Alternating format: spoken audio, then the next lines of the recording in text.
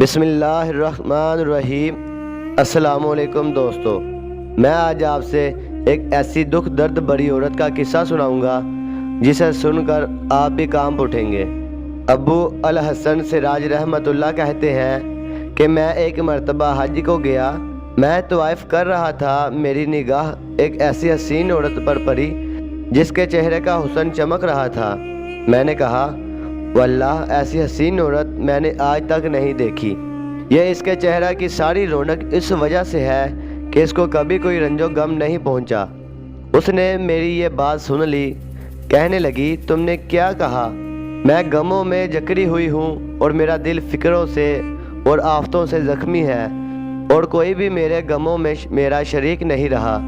میں نے پوچھا، کیا ہوا؟ کہنے لگی کہ میرے خاوند نے قربانی کی ایک بکری ذبح کی تھی۔ میرے 2 چھوٹے بچے کھیل رہے تھے اور ایک بچہ دودھ پیتا میری گود میں تھا۔ میں گوشت پکانے کے لیے اٹھی تو ان دونوں لڑکوں میں سے ایک نے دوسرے سے کہا، میں تجھے بتاؤں کہ ابا نے بکری کس طرح ذبح کی؟ اس نے کہا، بتاؤ۔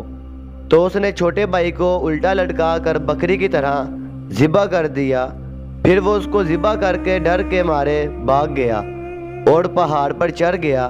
وہاں ایک بھیڑیے نے اس کو کھا لیا۔ باپ اس کی تلاش میں نکلا اور ڈھونڈتے ڈھونڈتے پیاس کی شدت سے مر گیا۔ میں دودھ پیتے بچے کو بٹھا کر دروازے تک گئی کہ شاید خاوند کا کچھ پتہ کسی سے ملے، تو وہ بچہ گھسیٹتا ہوا ہانڈی کے پاس پہنچ گیا جو چولہے پر رکھی ہوئی جوش سے پک رہی تھی۔ اس کو جو اس نے ہلایا وہ پکتی پکتی اس پر گر گئی، جس سے اس بچے کے سارے بدن کا گوشت جل کر ہڈی سے الگ ہو گیا۔ میری ایک بڑی لڑکی تھی جو اپنے خاوند کے گھر تھی۔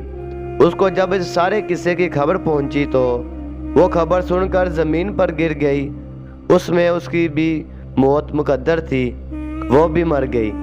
مقدر نے ان سب کے درمیان سے مجھے اکیلی کو چھوڑ دیا۔ میں نے کہا، ان مصیبتوں پر تجھے کس طرح صبر آیا؟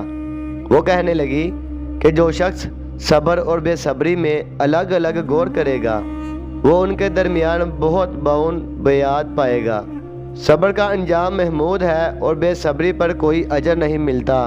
پھر اس نے 3 شعر پڑھے اور چل دی، جن کا ترجمہ ہے کہ میں نے صبر کیا اس لیے کہ صبر بہترین اعتماد کی چیز ہے، اور اگر بے صبری سے مجھے کوئی فائدہ پہنچ سکتا تو کرتی۔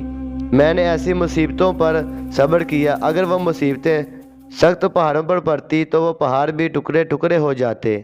میں نے اپنے آنسوں پر قدرت پائی، ان کو نکلنے سے روک دیا۔ اب وہ آنسو اندر ہی اندر میرے دل پر گر رہے ہیں۔